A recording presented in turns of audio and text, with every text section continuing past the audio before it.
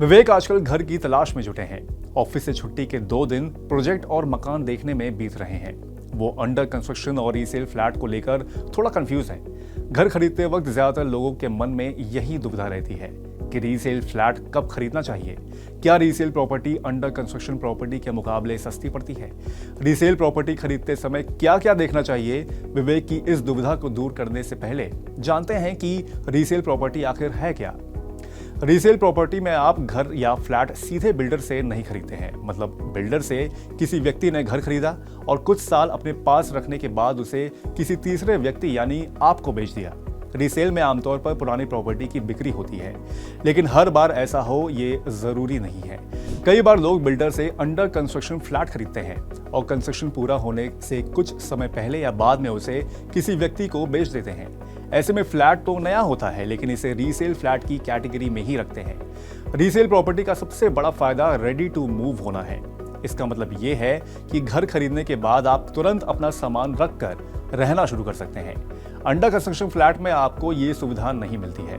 इसमें शिफ्ट होने के लिए आपको 3 से 4 साल का इंतजार करना पड़ता है।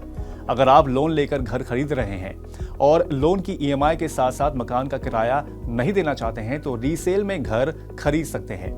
रीसेल प्रॉपर्टी के दाम लोकेशन, कंस्ट्रक्शन क्वालिटी, फ्लैट की उम्र यानी कितना पुराना है और प्रॉपर्टी बाजार के मौजूदा दौर पर निर्भर करते हैं।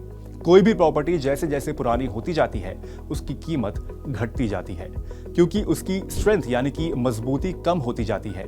जाहिर सी बात है, नए मकान के मुकाबले ठीक उसी तरह से पुराने घर की कॉस्ट कम होगी। ज्यादा पुराने मकान नए मकान के मुकाबले ठीक ठाक सस्ते पड़ते हैं। ऐसे फ्लैट जिसका निर्माण पूरा होने के करीब है और वो रीसेल में बेचा जाता है तो उसकी कीमत और बिल्डर के पास मौजूद रेडी टू मूव प्रॉपर्टी के दाम में मामूली अंतर होगा। पुराने अपार्टमेंट की तुलना में नए अपार्टमेंट में सुविधाएं ज्यादा मिलती हैं और रीडेवलपमेंट में भी पैसा खर्च नहीं होता है। रीसेल में प्रॉपर्टी खरीदने के मामले में मकान या फ्लैट 5 से 10 साल से ज्यादा पुराना नहीं होना चाहिए। घर ज्यादा पुराना होने पर मरम्मत में काफी पैसा खर्च करना पड़ सकता है।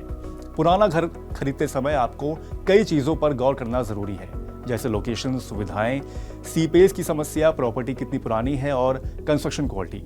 पुराना फ्लैट खरीदते वक्त स्ट्रक्चरल इंजीनियर से उसकी स्ट्रेंथ यानी कि मजबूती और कंस्ट्रक्शन क्वालिटी चेक कराएं।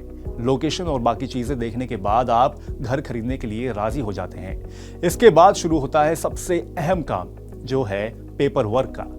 पुराने घर के मामले में कई दस्तावेज चेक करने जरूरी हैं। इसमें allotment letter, possession letter, completion certificate, occupancy certificate, sale deed यानी कि रजिस्ट्री, म्यूटेशन डीड यानी कि दाखिल खारिज, चेन डीड और इनकम्बरेंस सर्टिफिकेट शामिल हैं। इनकम्बरेंस सर्टिफिकेट से प्रॉपर्टी पर बकाये की जानकारी मिलती है। इन दस्तावेजों को एक अच्छे वकील से चेक करा सकते हैं। इसके अलावा आप बैंक में लोन के लिए अप्लाई कर सकते हैं। बैंक सारे कागजों की जांच पड़ताल के बाद ही लोन सैंक्शन करते हैं। उम्मीद है विवेक के साथ आपके भी रीसेल प्रॉपर्टी से जुड़े सारे कंफ्यूजन अब दूर हो गए होंगे। अगर आप तुरंत घर खरीद कर शिफ्ट होना चाहते हैं तो रीसेल अच्छा ऑप्शन है।